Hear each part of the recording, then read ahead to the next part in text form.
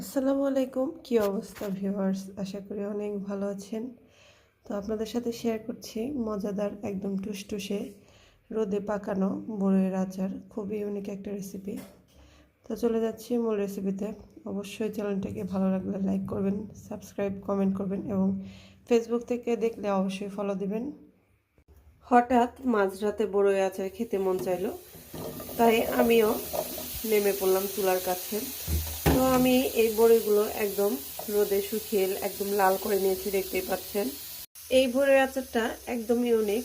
তো যেভাবে আমি করছি সেভাবে যদি করেন, আপনারা কে কি রকম বড়ি আচার খেয়েছেন আমি জানি না, তবে এই রকম আচার আমার মতো বানিয়ে খেলে আপনারা অবশ্যই বারবার বানাবেন।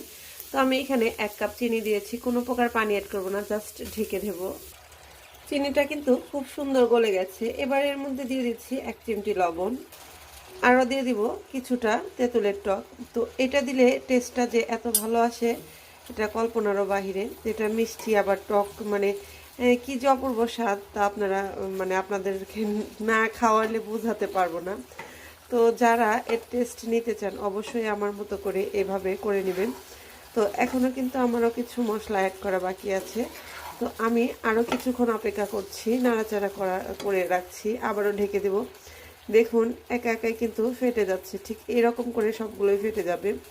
আর এই আচারটা একটু রোদ দিতে হবে না, ডিরেক্ট আপনি জাল করে জাস্ট বয়মে তুলে নিতে পারবেন ঠান্ডা করে।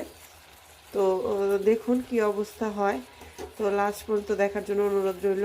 এবারে দিয়ে দিচ্ছি খুব সামান্য একটুখানি মরিচের গুঁড়ো। তো এটা বেশি দিতে।